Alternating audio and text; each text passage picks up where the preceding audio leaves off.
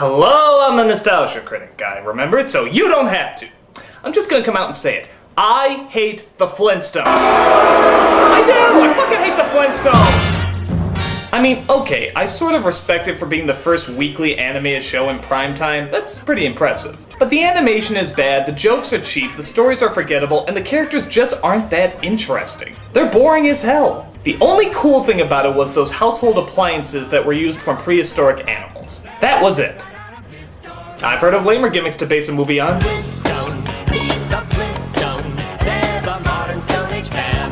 From the genius director who brought you the awkward comedy of Jingle All the Way, the Flintstones movie, I guess in some ways, is a perfect movie adaptation of the show. I mean, think about it. It's just as bland, cheesy, and pointless as the original, so I guess it did its job.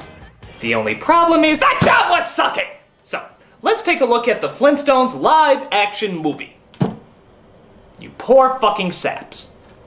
The movie begins with a pun using the word rock. Yeah, this is a Flintstones product, alright. We see the prehistoric business of Slade and Company as led by their boss named Cliff. Long live the fighters! Yes, that is the guy from David Lynch's Dune. And joining him is Halle Berry, in yet another role she'll regret after winning an Oscar. Right now, I have a vision of you and me dripping with coconut oil on a beach in Acapulco with Mr. Slate's fortune to keep us company. Sounds like a typical visual from Twin Peaks. But no time for that. We have the Flintstones opening to reenact. Flintstones, meet the Flintstones. They're a modern Stone Age family. What's that? You're not laughing at this reenactment of a scene everybody recognizes from the original goddamn show? Well, get used to it. Get really fucking used to it. We'll have a gay old time. Oh, Universe Shell? It's like Universe Soul, except they put Shell because they had shells back in the Stone Age? Yeah, fuck this. Wait a minute. That fucking poster said we were seeing Tar Wars. I want to see Tar Wars. I don't care if it's even just two people drowning each other. It's gotta be more entertaining than this. There's a town I know where the hipsters go called Bedrock. So we see Fred Flintstone and Barney Rubble, played by John Goodman and Rick Moranis. Barney is excited because Fred just gave him a loan to finally go and adopt his own son. Why? Insert Baron Betty joke with some sort of rock pun here. Think I'll be a good daddy, Fred? Well, you're bound to find something you're good at. Yeah, sure. Hey! Uncle! Wow, the soullessness of that scene was really quite astounding. So Fred goes home to his family. Wilma, played by Elizabeth Perkins, a CG Dino, and I swear to God, one of the Olsen twins.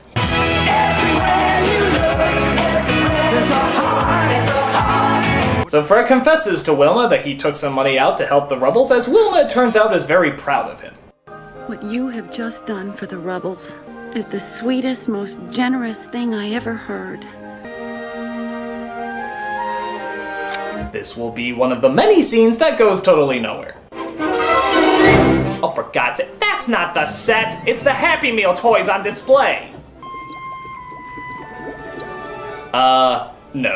No. Rosie O'Donnell should not be the live-action version of Betty. That's incredible. I mean, it's like, boom, nothing in common. Instant missing of the idea. Quite outstanding, actually.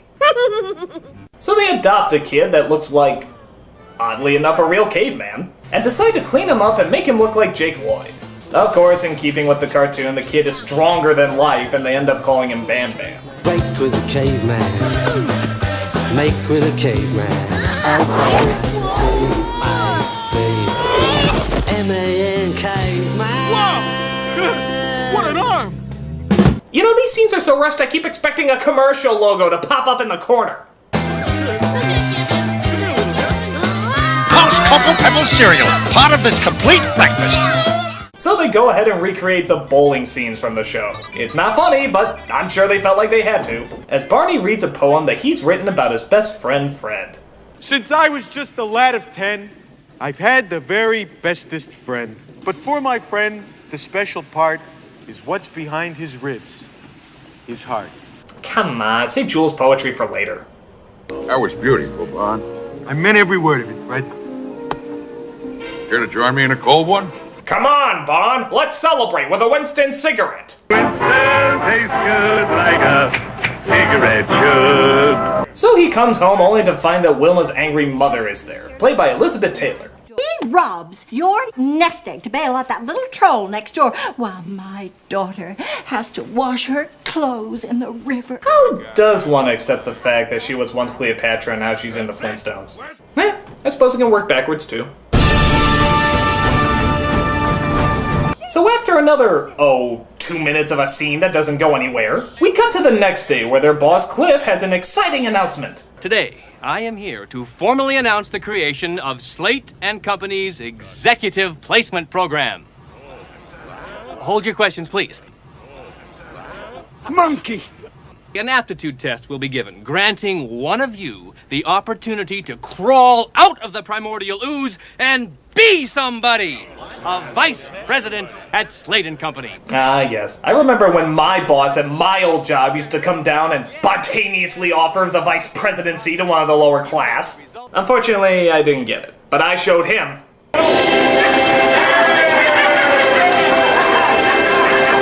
Good luck, and may the best biped win. An executive? This is my chance to be somebody. Be somebody. Thank you for that brief journey into Fred's psyche? Meanwhile, Wilma and Betty talk about the excitement of their husbands taking the exam. You know, Wilma, if Fred scores the highest on that test, you'll be able to hire someone to do your laundry for you. If Fred scores the highest on that test, I'll have to hire someone to revive me. That's right, Lab. It's the only reason you got this goddamn role, so you might as well exploit it as much as you can. Welcome. You will have 1 hour to complete the exam. Please carve all answers with a well-sharpened number 2 chisel. The first part of the exam, riding the sandworms. Okay, I'm done with those jokes. So they take the test as Fred finds he had a real tough time answering all of the questions. Please slide your answer slab into the numbered envelope provided. Yes, please slide your big hunks of rock that you had to write on into the thin paper-like objects that probably would have been a lot easier. So Barney feels guilty for Fred and, because he's such a good friend, decides to switch the exams around. So of course now Fred is mistaken for the smartest man in the group because he apparently scored the highest on the test. Which is already kind of weird. Barney was the smartest guy there? Really? Huh, who knew? Flintstones? Oh, this can't be right. He must have cheated. He's dense. He's witless. He's perfect. Actually, how does this plan work? They're looking for the biggest moron to be a patsy by hiring the smartest person that the test determines? That's like saying we gotta find the dumbest person who can't put anything together. Let's look at this MacGyver fellow. So Fred is hired into the big leagues as Cliff proudly shows him around. Any gravel brain can shovel rock down there in the quarry. We interface, Flintstone. We strategize. You know, I can't figure out if these sets are extremely clever or rejected theme park attractions.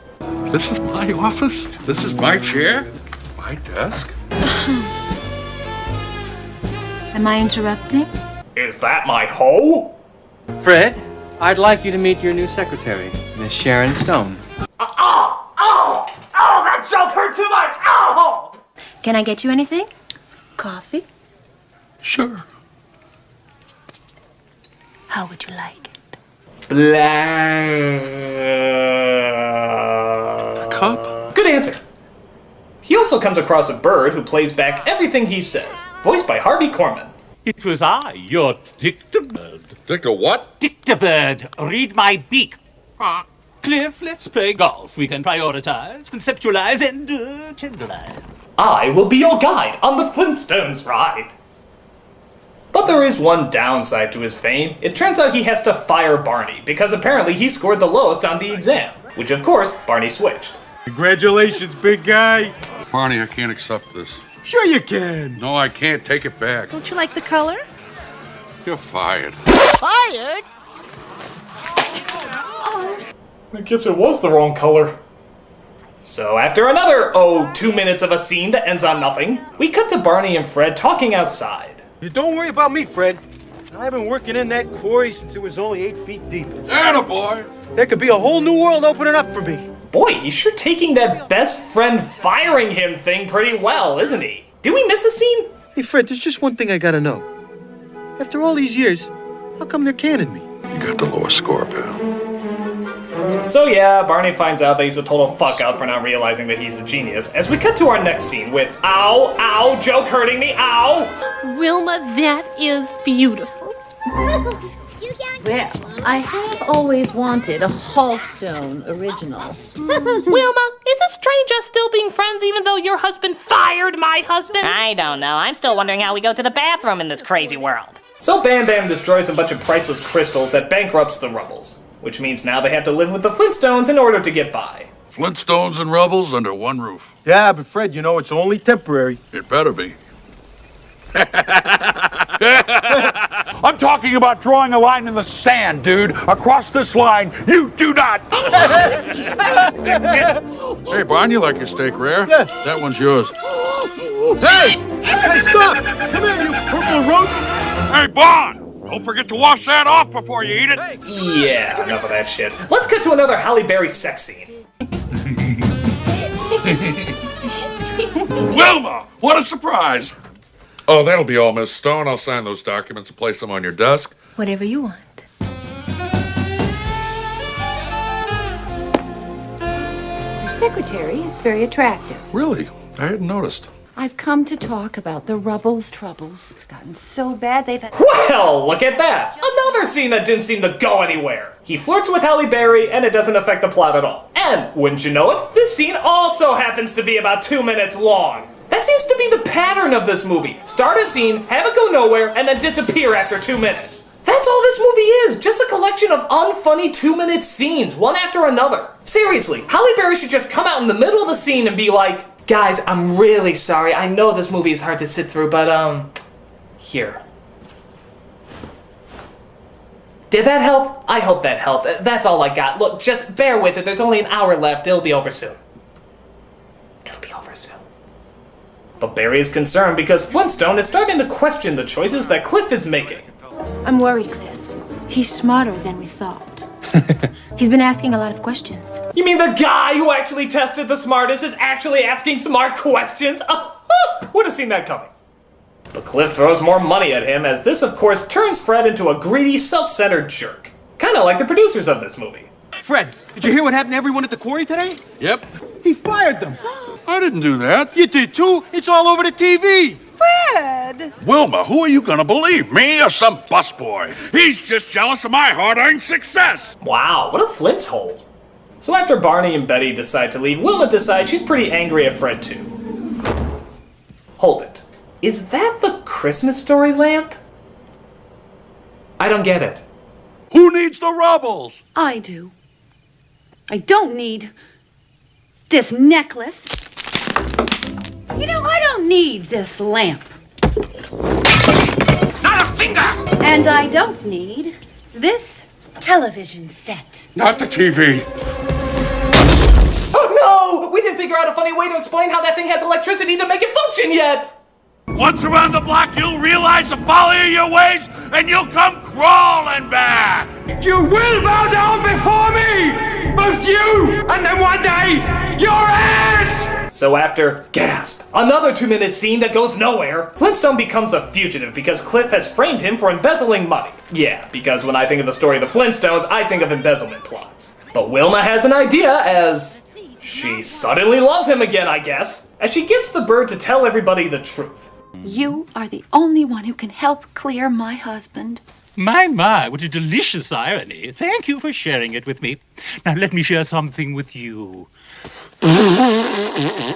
If the animatronics could make my tongue stick out, that'd be very insulting. So an angry mob finds Flintstone and tries to hang both him and Barney, after Barney confesses that a lot of this was his fault too. I want you to know that if I had to have someone hanging next to me, I'm glad it's you. I guess switching them tests didn't turn out much like I planned, huh, Fred? Story of my life. Anyone know why we're not hanging them yet? I don't know. Something about character development. In this movie? Pfft, that's a load. But Wilma and Betty come just in time as they have the bird tell everybody what happened. Unfortunately, Cliff finds out and decides to kidnap Pebbles and Bam Bam unless he gets the bird back. First, we want our children.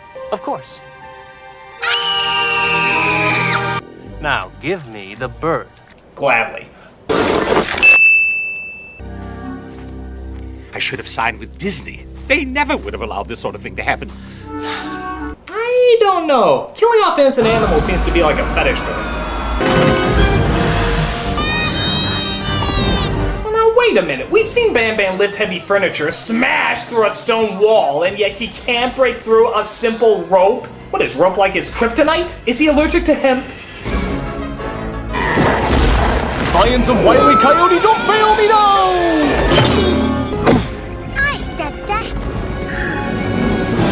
You did it! You called me Dada! I guess that was a plot thread we didn't explain very well! So Barney saves the kids as Flintstone has the final showdown with Cliff. Oh, Mama.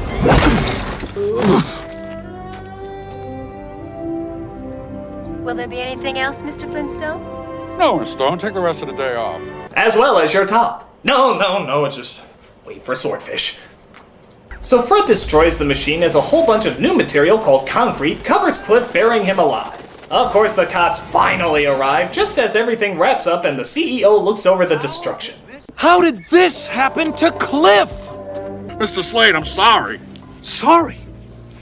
I love this stuff. You're a genius. You are hereby promoted to president of the entire concrete division. You're obviously a murderer, but that's okay. Apparently I like hiring psychos here.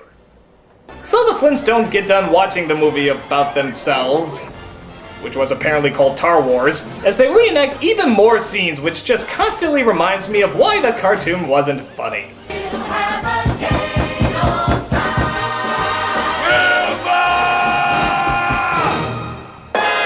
Oh wow, they're saying Bedrock was a real place, huh? Just like all great films, constantly blurring the lines of reality. And constantly failing at. This movie sucks, this movie sucks, this movie sucks!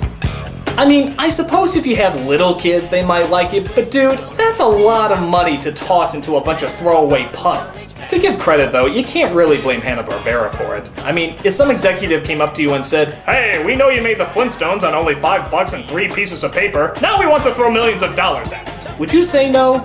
Probably not, but look on the bright side, at least we know they never make the same mistake again. Fuck Hollywood. I'm a nostalgia critic, I remember it so you don't have to.